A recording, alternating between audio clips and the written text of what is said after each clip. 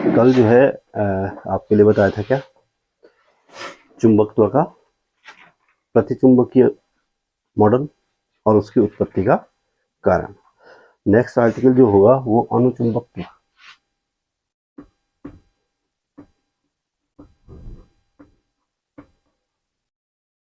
अणुचुंबकत्व बताया था।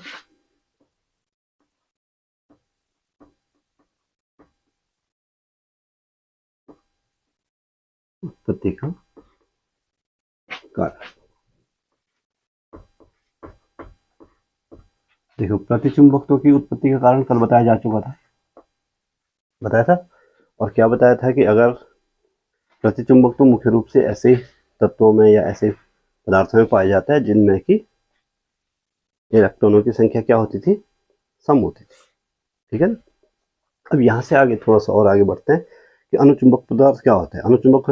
अणुचुंबकीय पदार्थ वे पदार्थ होते हैं जिनको की परिभाषा आपको पहले बताई जा चुकी है, जिनको कि बाह्य चुंबकीय क्षेत्र में अगर हम रखें तो क्षेत्र की दिशा में लघु रूप से या सूक्ष्म रूप से क्या हो जाते हैं, चुंबकीकृत हो जाते हैं। अब कैसे होते हैं, कारण क्या है, तो उसका कारण ये है भाई कि जो अणुचुंबकीय पदार्थ होते हैं, ध्यान रखो, अणुचुंबकीय पदार्थ वे पदार्थ होते हैं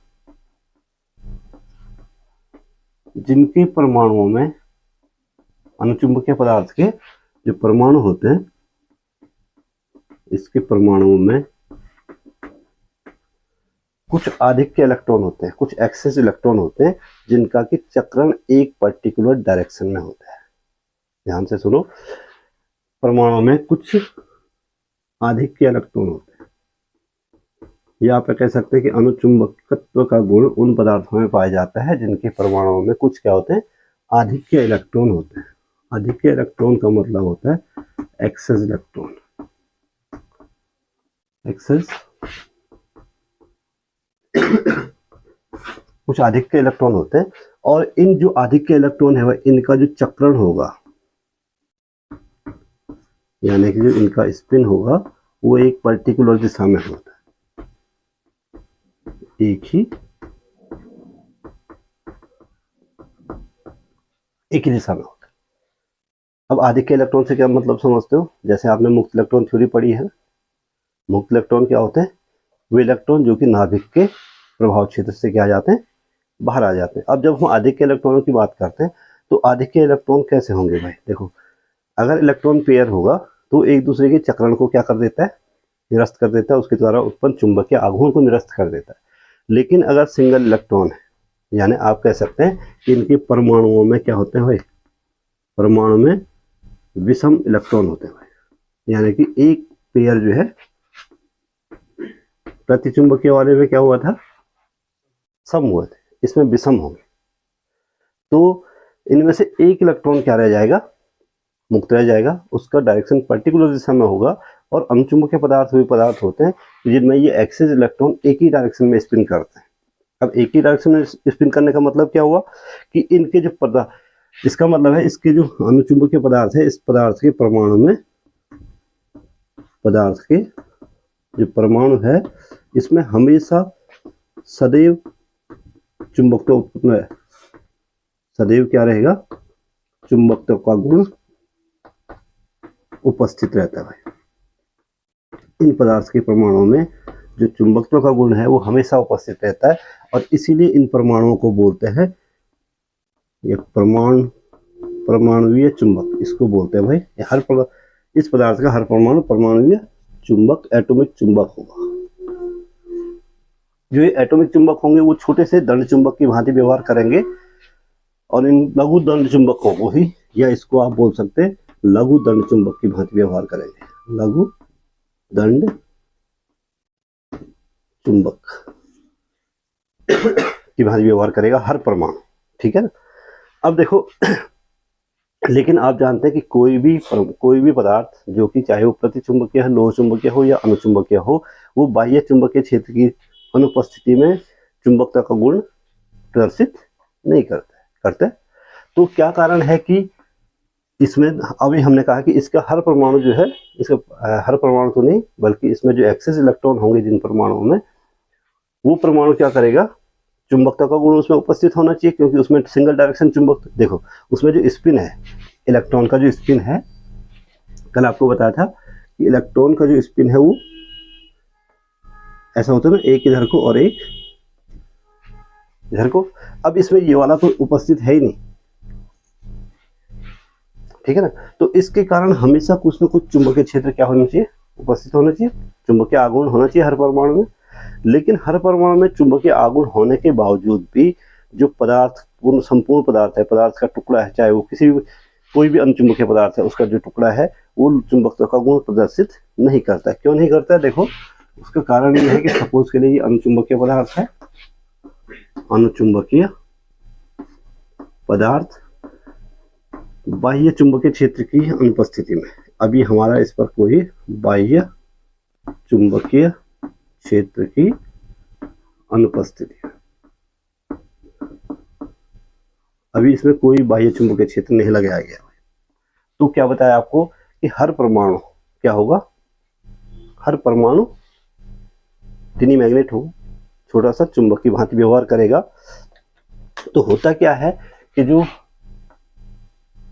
सपोज के लिए इलेक्ट्रॉन का चक्रण है भाई, ये हम क्या दिखा रहे हैं,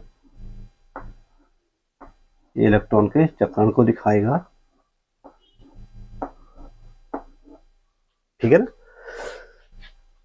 इसके कारण चुंबकीय द्विध्रुव आघूर्ण या चुंबकीय क्षेत्र की दिशा ये है, इसके कारण अलग होगी, इसके कारण अलग होगी, इसके कारण अलग होगी, इसके कारण इसका डायरेक्शन अलग होगा, इसके कारण इसका डायरेक्शन, इसके कारण इसमें डायरेक्शन अलग सा। हर परमाणु जो है चुंबकीय आघूर्ण तो दिखाएगा, चुंबकीय आघूर्ण तो क्या करेगा, प्रदर्शित करेगा, लेकिन जो इसकी डायरेक्शन होगी वो रैंडम होगी भाई। जो चुंबकीय आघूर्ण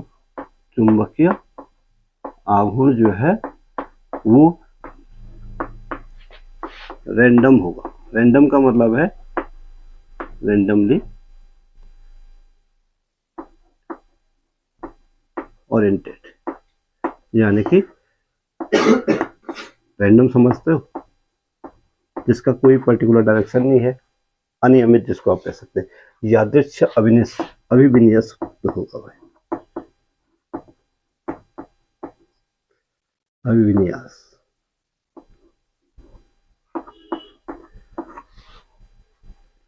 तो जो इसका अभिविन्यास होगा, किसका, इन परमाणुओं द्वारा उत्पन्न जो चुंबकीय आघूर्ण होगा उसका अभिविन्यास क्या होगा, यादृच्छिक होगा, उसका कोई पर्टिकुलर डायरेक्शन नहीं होगा। और जब पर्टिकुलर डायरेक्शन नहीं होगा तो देखो ये एक दूसरे को मिलकर एक दूसरे का चुंबकीय प्रभाव क्या कर देंगे, निरस्त कर देंगे।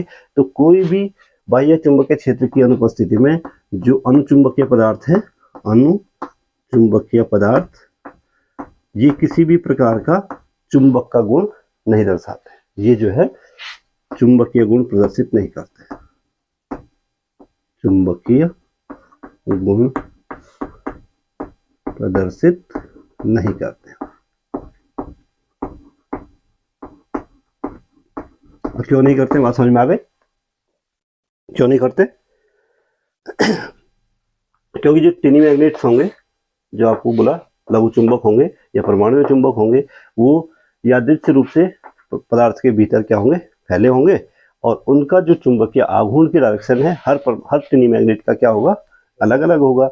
एक दूसरे के चुंबकीय प्रभाव को क्या करेंगे, निरस्त कर देंगे, और परिणाम स्वरूप फाइनली होगा कि जो अनुचुंबकीय पदार्थ है वो किसी भी प्रकार का चुंबकीय गुण प्रदर्शित नहीं करेगा। अब क्या हो, अगर हम इसको बाह्य चुंबकीय क्षेत्र में रखें, अब क्या हो कि अगर हम इसको बाह्य चुंबकीय क्षेत्र की उपस्थिति में,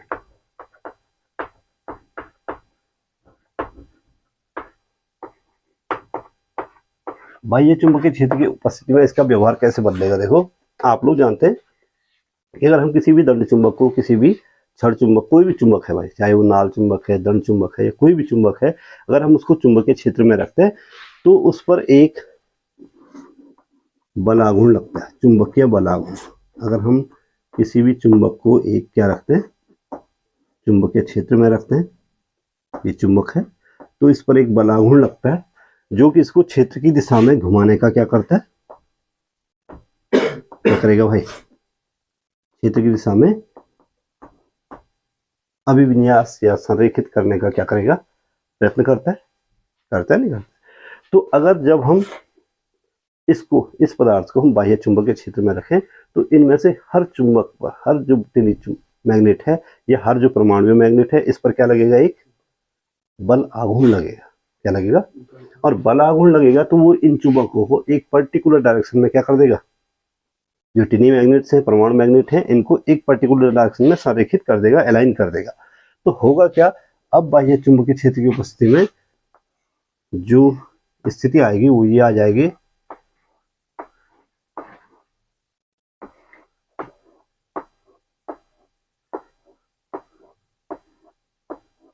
वो ये हुआ, ये एक पर्टिकुलर डायरेक्शन में क्या हो जाएंगे भाई, अलाइन हो जाएंगे।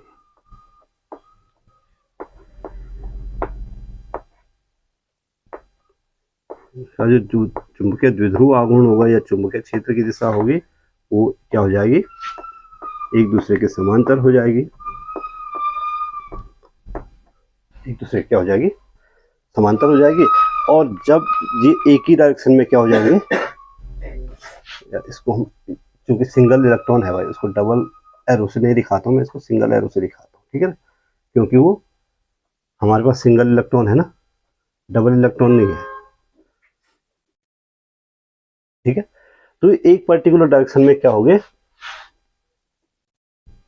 इनका जो विन्यास होगा एक पर्टिकुलर डायरेक्शन में अलाइन हो जाएगा भाई, देखो, ठीक है। तो बाह्य चुंबकीय क्षेत्र की उपस्थिति में, बाह्य चुंबकीय क्षेत्र आप जानते हैं कि बाह्य चुंबकीय क्षेत्र प्रत्येक टिनी इलेक्ट्रॉन पर, प्रत्येक परमाणु इलेक्ट्रॉन पर, परमाणुवीय इलेक्ट्रॉन पर एक बलयुग्म का आघूर्ण लगाएगा, बलयुग्म आघूर्ण, और इस पर एक बलयुग्म का आघूर्ण लगाएगा। और बलयुग्म का जो आघूर्ण है भाई, जो बलयुग्म का आघूर्ण है वो इनको परमाणुवीय इलेक्ट्रॉन को, परमाणुवीय इलेक्ट्रॉनों को या परमाणुवीय इलेक्ट्रॉन या चुंबक को, इलेक्ट्रॉन नहीं बल्कि परमाणुवीय चुंबक, परमाणुवीय चुंबकों को क्षेत्र की दिशा में, जो बाह्य चुंबकीय क्षेत्र है, क्षेत्र की दिशा में संरेखित कर देगा।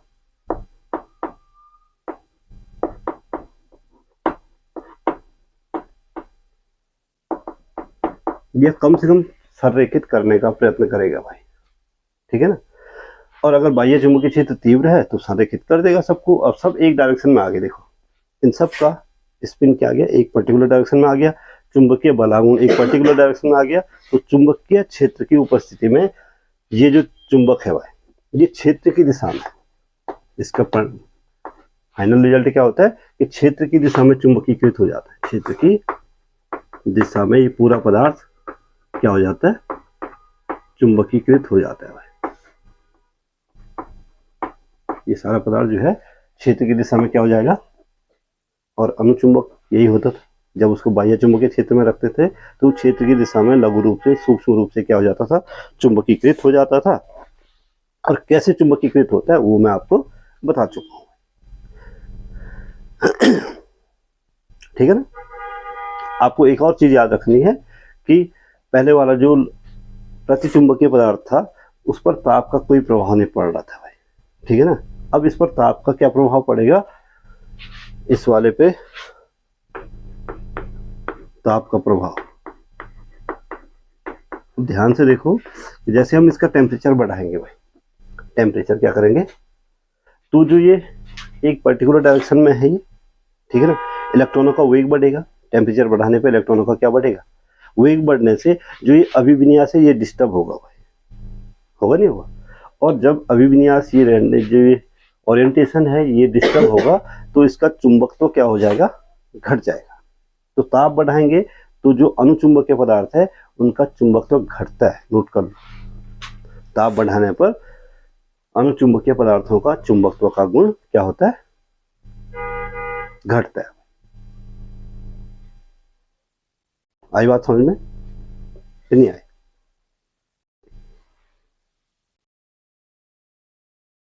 घटाने में बढ़ भी सकते बिल्कुल, जब बढ़ाने में घटेगा तो घटाने में सर्टेनली वो क्या होगा, बढ़ेगा। आप ऐसे भी लिख सकते हैं कि ताप घटाए जाने पर अनुचुंबकीय पदार्थों का चुंबकत्व क्या होता है, बढ़ता है। आई बात समझ में? तो ये अनुचुंबकीय पदार्थ हैं। अनुचुंबकीय पदार्थ कौन से पदार्थ होते हैं मैं आपको बता चुका हूँ। अनुचुंबकीय पदार्थ वे पदार्थ होते हैं जिनके परमाणु में हमेशा कुछ अधिक इलेक्ट्रॉन होते हैं, एक्सेस इलेक्ट्रॉन होते हैं, जिनका चक्रण एक ही पर्टिकुलर डायरेक्शन में होता है, और इस डायरेक्शन के कारण, इस चुंबकत्व के इस एक्सेस इलेक्ट्रॉन के कारण क्या उत्पन्न होते हैं, इसमें हमेशा जो इसके परमाणु हैं वो हमेशा एक क्या होते हैं, चुंबक के रूप में उपस्थित होते हैं। और चुंबक के रूप में उपस्थित होते हैं तो इन चुंबकों को हम तिनी चुंबक बोल सकते हैं या फिर लघुदंड चुंबक बोलते हैं। ठीक है, टिनी मैग्नेट। बाह्य क्षेत्र की अनुपस्थिति में ये जो चुंबक है ये कोई चुंबकीय गुण प्रदर्शित नहीं करेंगे। क्यों नहीं करेंगे? क्योंकि अच्छा यहाँ पे ये सिंगल एरो लगाओ, यहाँ पे यार डबल एरो नहीं, सिंगल एरो इसलिए लगाओगे क्योंकि इसमें सिंगल इलेक्ट्रॉन क्या कर रहा है, मूव कर रहा है, डबल एरो नहीं हो। ठीक है ना? अब क्या होगा कि बाह्य चुंबकीय क्षेत्र की अनुपस्थिति में इसका चुंबकीय आघूर्ण इधर को है, इसका इधर को है, इसका इधर को है, हर किसी का अलग अलग डायरेक्शन में है। ठीक है, और जब हर किसी का चुंबकीय आघूर्ण अलग अलग डायरेक्शन में है तो वो एक दूसरे के चुंबकीय आघूर्ण प्रभाव को क्या कर देंगे, निरस्त कर देंगे, क्योंकि चुंबकीय आघूर्ण क्या है, एक सदिश राशि है कि नहीं? तो एक दूसरे का प्रभाव निरस्त करते हैं। इसके फलस्वरूप क्या होता है कि जो बाह्य चुंबकीय क्षेत्र की अनुपस्थिति में ये जो अनुचुंबकीय पदार्थ है कोई भी चुंबक का गुण प्रदर्शित नहीं करते। अब बात आती है कि जब हम इसको बाह्य चुंबकीय क्षेत्र में रखते हैं तो बाह्य चुंबकीय क्षेत्र में रखने पर इस पर क्या लगेगा, एक चुंबकीय बल आघूर्ण लगेगा, और चुंबकीय बल आघूर्ण इन सारे टिनी मैग्नेट्स को एक पर्टिकुलर डायरेक्शन में अलाइन कर देगा। जो रैंडम फैले हुए थे वो क्या हो जाएंगे, एक पर्टिकुलर डायरेक्शन में आ जाएंगे। पर्टिकुलर डायरेक्शन में आ जाएंगे तो चुंबकीय क्षेत्र की दिशा में क्या हो जाएगा, चुंबकीकृत हो जाएगा। आ गई थ्योरी समझ लो। अब हम इसको थोड़ा और आगे बढ़ाते हैं, बिठा दूं मैं इसको। इसके बाद हम डिस्कस करेंगे कि लोह चुंबक तो कैसे उत्पन्न होता है भाई, अनुचुंबक तो कैसे उत्पन्न होता है, प्रतिचुंबक तो कैसे उत्पन्न होता है। अब हम बात करते हैं किस पर, लोह चुंबक। लोह चुंबक तो परिभाषा आती है आप लोगों को कि नहीं आती? आती है, बोलो।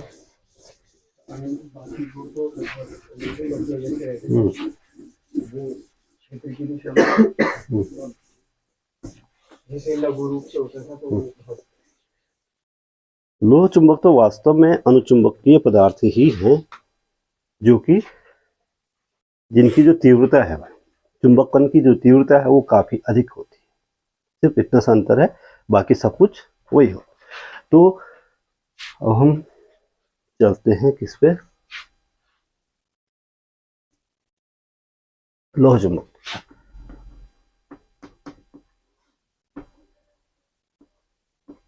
फेरोमैग्नेटिज्म इसको क्या बोलते हैं,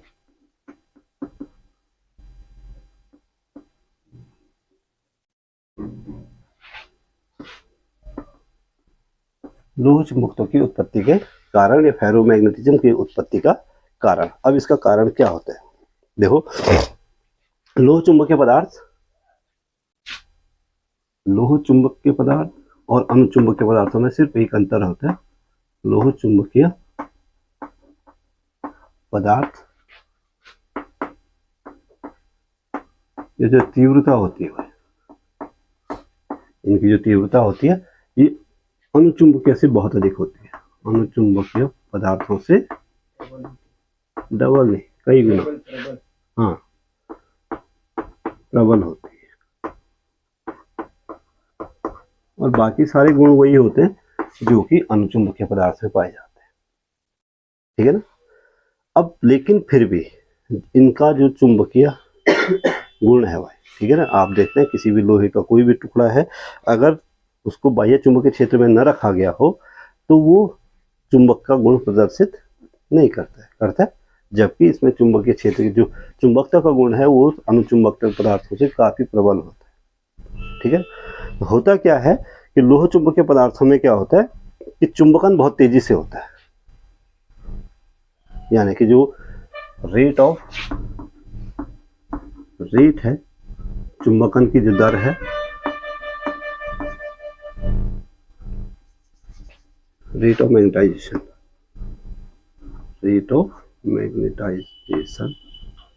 ये काफी फास्ट होता है। अब क्यों होता है रेट ऑफ मैग्नेटाइजेशन, तेजी से ये चुंबकीकृत कैसे होता है? आखिर इन पदार्थों में ऐसा कौन सा गुण है जो कि क्या होता है, तेजी से क्या होता है, चुंबकीकृत होता है? तो यहाँ पे हमारे पास आती है भाई डोमेन थ्योरी। सुना आप लोगों ने?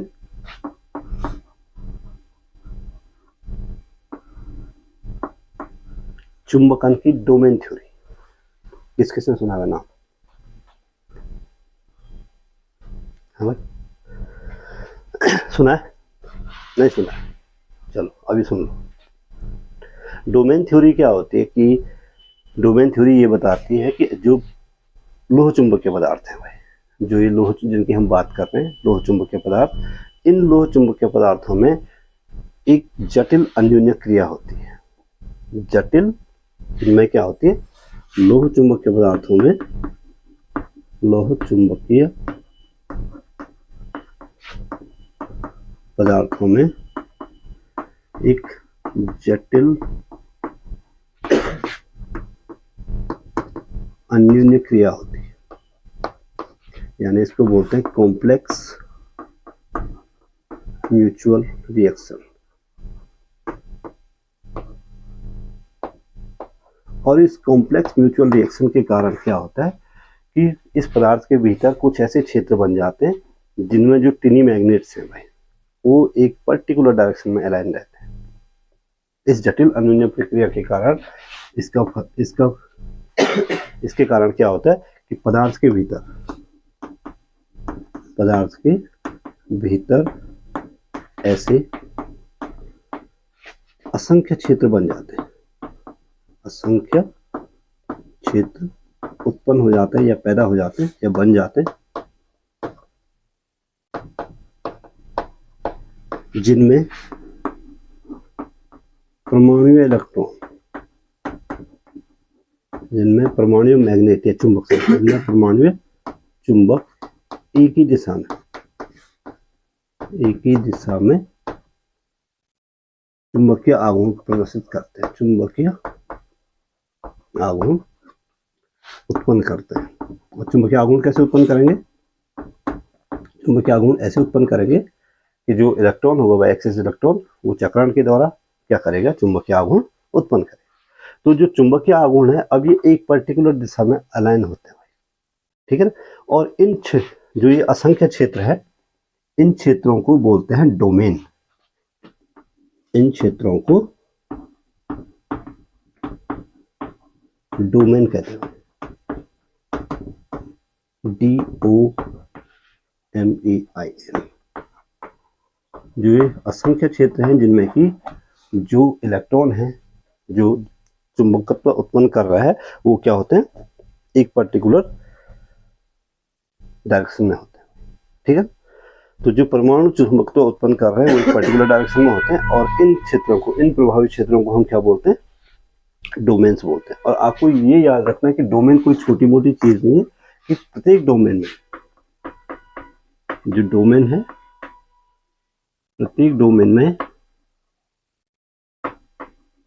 10⁻17 से 10⁻21 परमाणु होते हैं, परमाणुीय इलेक्ट्रॉन होते हैं, परमाणुीय चुंबक इलेक्ट्रॉन है। तो ये याद रखना है कि डोमेन छोटा मोटा नहीं होता है, बल्कि क्या होता है उसमें इतने क्या होंगे भाई, परमाणु इलेक्ट्रॉन उपस्थित होंगे। या परमाणु इलेक्ट्रॉन में बार बार इसलिए बोल रहा हूँ क्योंकि जो चुंबकत्व उत्पन्न हो रहा है वो इलेक्ट्रॉनों के कारण ही हो रहा है, एक्सिस इलेक्ट्रॉनों के परिक्रमण के कारण ही हो रहा है। तो अब अगर बाह्य चुंबकीय क्षेत्र की अनुपस्थिति में देखें, बाह्य चुंबकीय क्षेत्र की अब ये बाह्य चुंबकीय क्षेत्र की अनुपस्थिति में कैसे चेंज होता है, कैसे रहता है, और जब हम इसमें बाह्य चुंबकीय क्षेत्र लगाते हैं तो लोह चुंबक तो कैसे उत्पन्न होता है, ये हम आगे डिस्कस करें। ठीक है ना। बाह्य चुंबकीय क्षेत्र की अनुपस्थिति में क्या होता है, ये परमाणु है भाई, ये सॉरी परमाणु नहीं बल्कि ये पदार्थ का डोमेन है। ये क्या है, डोमेन। ठीक है ना। अब डोमेन में क्या होगा, सपोज करिए ये क्षेत्र हो गए। ठीक है। डोमेन का अगर इस क्षेत्र में, इस क्षेत्र के सारे इलेक्ट्रॉन, सारे जो ट्यूनी मैग्नेट्स हैं वो इस डायरेक्शन में अभिविन्यस्त होंगे। 4 क्षेत्र दिखा रहा हूं। उसके बगल वाले पे जो वो इस डायरेक्शन में क्या होंगे, अभिविन्यस्त होंगे। इसके बाद वाले के इस डायरेक्शन में, और इसके बाद वाले के डोमेन के सारे लघु या सारे परमाणु इलेक्ट्रॉन इस डायरेक्शन में अभिविन्यस्त है। ठीक है ना। अब होता क्या है कि ये डोमेन एक दूसरे का प्रभाव क्या कर देते हैं, निरस्त कर देते हैं। देखो असल में डोमेन कैसे दिखेगा, डोमेन ऐसे दिखेगा। ये पदार्थ है, ये पदार्थ है। इसमें एक डोमेन ये है, एक डोमेन ये है, एक डोमेन ये है, एक डोमेन ये है, एक डोमेन ये है। ऐसे में कई सारे डोमेन दिखा सकते हैं। ये डोमेन्स है। ठीक है ना। अब इसका सपोज करिए इस डोमेन का जो चुंबकीय आघूर्ण है वो इस पर्टिकुलर डायरेक्शन में, इस डोमेन में जितने भी परमाणु इलेक्ट्रॉन है वो इस डायरेक्शन में क्या है, अभिविन्यस्त है। हो सकता है जो दूसरा वाला है उसके सारे इलेक्ट्रॉन इस डायरेक्शन में क्या होंगे, लेकिन होंगे एक ही पर्टिकुलर डायरेक्शन में। हर डोमेन का में जितने भी परमाणु इलेक्ट्रॉन होंगे वो एक पर्टिकुलर डायरेक्शन में अलाइन होंगे। ठीक है। और इस वाले का हो सकता है ये इधर को अभिविन्यस्त हो, इस वाले का हो सकता है इधर को अभिविन्यस्त हो, इस वाले का इस डायरेक्शन में, इस वाले का इस डायरेक्शन में, इस वाले का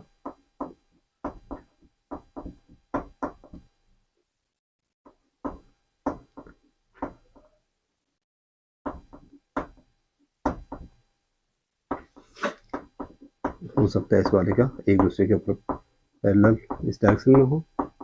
कहने का मतलब यह है कि एक डोमेन के भीतर जितने भी परमाणु इलेक्ट्रॉन होंगे वो पर्टिकुलर डायरेक्शन में होंगे, लेकिन जो उसका पड़ोसी डोमेन होगा वह उसके विपरीत उसके जो है भिन्न डायरेक्शन में होंगे। विपरीत नहीं बल्कि क्या, उससे अलग डायरेक्शन में होंगे। तो क्या होगा कि ये जो डोमेन है भाई, इसका जो प्रभावी चुंबकीय क्षेत्र है, प्रभावी चुंबकीय आघूर्ण या प्रभावी चुंबकीय क्षेत्र, ये क्या होगा, शून्य। क्यों शून्य होगा,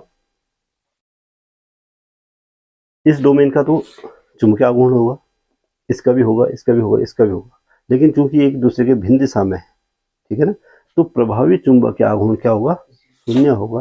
प्रभावी चुंबकत्व भी क्या होगा, चुंबकीय क्षेत्र भी शून्य होगा प्रभावी। और इसीलिए जो लोहे का टुकड़ा है, आप देखोगे कोई भी लोह पदार्थ, लोह चुंबकीय पदार्थ है, चाहे वो लोहे का ही टुकड़ा क्यों ना हो, ठीक है ना, वो बाह्य चुंबकीय क्षेत्र की अनुपस्थिति में क्या होगा, क्या होगा, चुंबक का गुण नहीं दर्शाएगा, भले उसमें इतने सारे चुंबकीय क्षेत्र है। ठीक है ना। इस डोमेन, समझिए डोमेन क्या होता है, डोमेन वो क्षेत्र होते हैं जिनमें जो परमाणु इलेक्ट्रॉन होते हैं वो पर्टिकुलर डायरेक्शन में क्या होंगे, अलाइन होंगे या संरेखित होंगे, और प्रत्येक डोमेन का एक चुंबकीय आघूर्ण होगा। ठीक है ना। और प्रत्येक चुंबक चुंबकीय आघूर्ण तो उत्पन्न करेगा, और जब चुंबकीय आघूर्ण उत्पन्न करेगा तो चुंबकीय क्षेत्र भी क्या करेगा, बाय डिफॉल्ट उत्पन्न करेगा। तो इसका भी चुंबकीय आघूर्ण, इसका भी, इसका भी, इसका भी, सबका है। लेकिन जो प्रत्येक डोमेन अपने से जो पड़ोसी डोमेन है भाई, जो नेबर डोमेन है उसका, उससे भिन्न डायरेक्शन में अलाइन होता है, इसलिए इसका जो प्रभावी चुंबकीय आघूर्ण है वो क्या होता है, शून्य होता है। और इसीलिए कोई भी चुंबक बाह्य चुंबकीय क्षेत्र की दिशा में वो अनुपस्थिति में क्या होगा, चुंबक का गुण नहीं दिखाएगा। अगर सिर्फ डोमेन को वो करेंगे, क्या, डोमेन मतलब अगर भाई उसकी डोमेन को अलग नहीं कर सकते हैं, वो एक कॉम्प्लेक्स संरचना है, ठीक है। ऐसे नहीं कि आपने ए और डोमेन निकाल के अलग रख दिया तो चुंबक बन जाएगा, ठीक है ना, लेकिन डोमेन को अलग करना संभव नहीं है। अब क्या होता है, अब इसमें चुंबकत्व कैसे उत्पन्न होता है, मैग्नेटिज्म इसमें कैसे उत्पन्न होता है ये समझना है, ठीक है ना। अब बाह्य चुंबकीय क्षेत्र लगाते हैं, बाह्य चुंबकीय क्षेत्र की उपस्थिति में। अब बाह्य चुंबकीय क्षेत्र इनको कैसे बदलती है, बाह्य चुंबकीय क्षेत्र की उपस्थिति में ऐसा क्या होता है जो कि ये चुंबक बन जाते हैं। देखो ये बाह्य चुंबकीय क्षेत्र की अनुपस्थिति में डोमेन ऐसे दिखेगा आपको, ठीक है। बाह्य चुंबकीय क्षेत्र लगाने पर डोमेन दो प्रकार से चेंज होते हैं। नंबर फर्स्ट, डोमेन का आकार में परिवर्तन, या नंबर इसमें दो तरीके से चेंज होता है ना। नंबर फर्स्ट, डोमेन की परिसीमाओं में अंतर। परिसीमा मतलब समझते हो, में विस्थापन,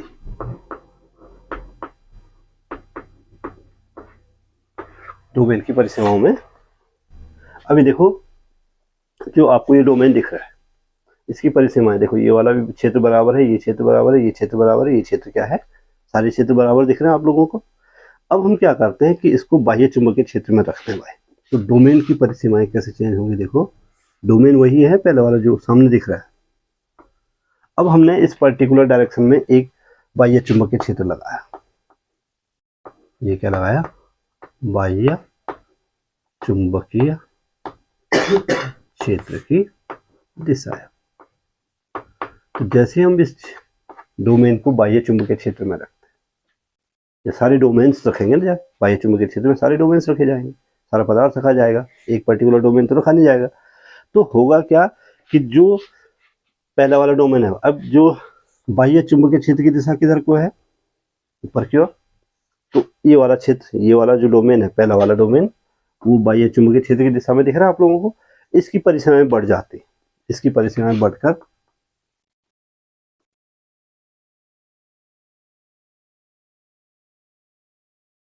पहला वाला ये यहाँ पहुंच जाएगा, ये आगे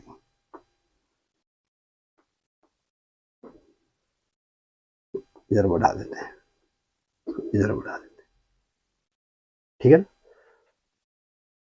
ऐसे दिखा दो। चलो चार डोमेन तो दिखाने हैं हमको ना, ये इसकी परिसीमाएं ये हो गई भाई ऐसे। देखो अब जो पहला वाला डोमेन है उसका आकार बढ़ गया नहीं बढ़ गया,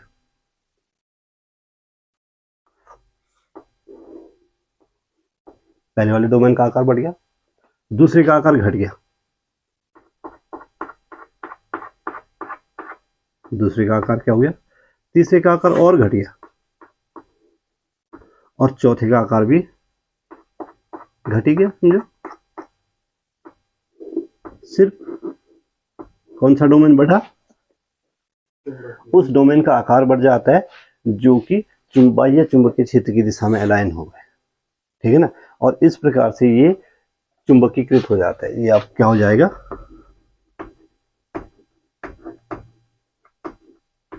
चुंबकीकृत हो जाता है। अब ध्यान देना है, और दूसरा जो कारण होता है भाई, वो सारे के सारे डोमेन घूम जाते हैं। दूसरा जो तरीका है नंबर सेकंड, पहले वाला क्या बताया कि डोमेन की परिसीमाएं विस्थापित हो जाती है, और दूसरा जो चुंबकत्व उत्पन्न होता है डोमेनों के घूर्णन द्वारा, डोमेनों के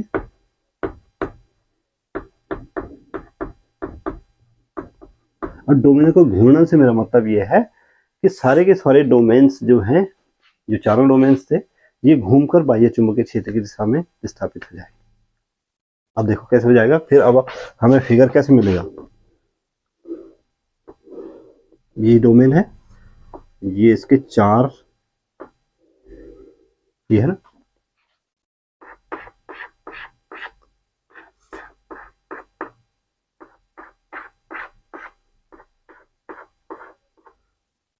अब देखो अगर हम इसको बाह्य चुंबकीय क्षेत्र की दिशा ये है, ये हम बाह्य चुंबकीय क्षेत्र लगाएं इस दिशा में, या आप चाहो तो किसी भी दिशा में लगा सकते हो, जरूरी नहीं कि ऊपर की दिशा में, आप चाहो तो ऐसे में लगा लो, ऐसे में लगा लो, ठीक है ना। तो सारे के सारे डोमेन घूमकर बाह्य चुंबकीय क्षेत्र की दिशा में अलाइन हो जाते हैं भाई। और अब जो चुंबकत्व होगा, सारे के सारे डोमेन घूम जाते हैं, ठीक है ना। और किस दिशा में अभी विन्यस्त हो गए, किस दिशा में ओरिएंटेड हो गए, बाह्य चुंबकीय क्षेत्र की दिशा में। और अब जो चुंबकत्व उत्पन्न होगा, पहले वाले में तीव्र होगा या बाद वाले में तीव्र होगा? बाद वाले में तीव्र होगा, क्योंकि सारा का सारा चुंबकीय आघूर्ण एक ही डायरेक्शन में लग रहा है। पहले वाले में क्या होगा, ये तीनों इसके चुंबकीय आघूर्ण को क्या करेंगे, कम करेंगे कुछ ना कुछ, ठीक है। और इस वाले में सबके सब एक ही डायरेक्शन में चले गए भाई। जो सारे डोमेन थे ये सारे घूम गए अपनी, ये वाला नहीं घूमा, ये वाला 90 डिग्री घूम गया, ये वाला 180 डिग्री घूम गया, ये वाला भी विपरीत दिशा में कितना डिग्री घूम गया, 90 डिग्री घूम गया।